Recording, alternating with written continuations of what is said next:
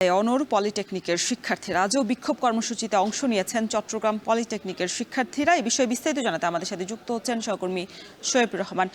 Shoaib, polytechnic শিক্ষার্থীদের বিক্ষোভের সবশেষ পরিস্থিতি কি জানাবেন?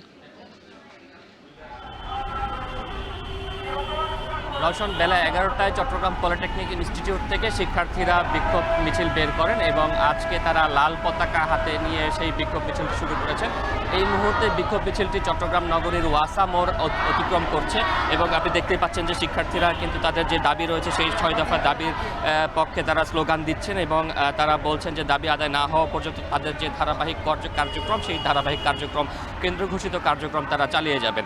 এবং আমরা দেখেছি সকালে কিন্তু চট্টগ্রাম পলিটেকনিক ইনস্টিটিউটের শিক্ষার্থীরা প্রথমে নিজেদের ইনস্টিটিউটে জড়ো হন এবং সেখানে তারা কিছুক্ষণ সমাবেশের মতো করেন এবং এরপরে কিন্তু বেলা 11টায় তারা এই যে বিক্ষোভ মিছিল সেই বিক্ষোভ মিছিল নিয়ে বের হন। এবং তাদের সাথে আমরা কথা বলেছি, তারা বলছেন যে আজকে তারা কোনো ধরনের সড়ক অবরোধ বা জনভোগান্তি সৃষ্টি করে সেরকম কোনো কর্মসূচি রাখছেন না।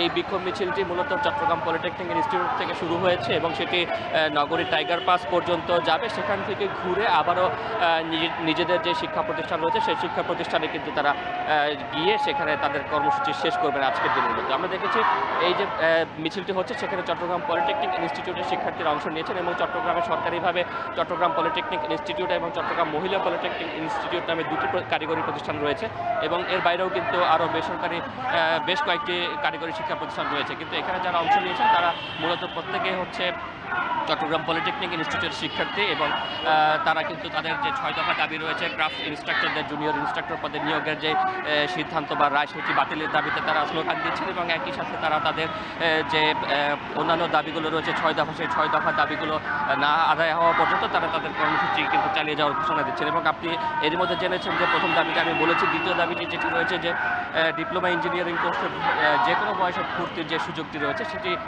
বাতিল করার কথা বলছেন এবং একই সাথে কারিগরি শিক্ষা বোর্ডের বা কারিগরি শিক্ষা মাধ্যমে যে অন্য ডিসিপ্লিনের যে সকল কর্মকর্তা কর্মচারী রয়েছেন তাদের নিয়োগ বাতিল সহ তাদের যে পুরোপুরি যে কর্মক্ষেত্রটি সেটি কিন্তু কারিগরি শিক্ষার্থীদের মাধ্যমেই পূরণ করার কিন্তু তারা দাবি জানিয়েছেন। তো এখন পর্যন্ত আমরা যেটি বলতে পারি যে তারা আন্দোলনকারী শিক্ষার্থীরা তাদের আন্দোলন চালিয়ে যাওয়ার ব্যাপারে কিন্তু তারা এখনও অনড় রয়েছেন এবং তারা বলছেন যে তাদের যে 6 দফা দাবি রয়েছে সেই 6 দফা দাবি আদায় না হওয়া পর্যন্ত এবং সরকার এ ব্যাপারে সঠিক কোনো সিদ্ধান্ত না দেওয়া পর্যন্ত তাদের যে কার্যক্রম সেটি তারা শান্তিপূর্ণভাবে চালিয়ে যাবেন।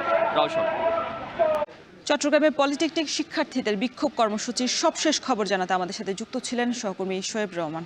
এদিকে diploma in nursing science and midwifery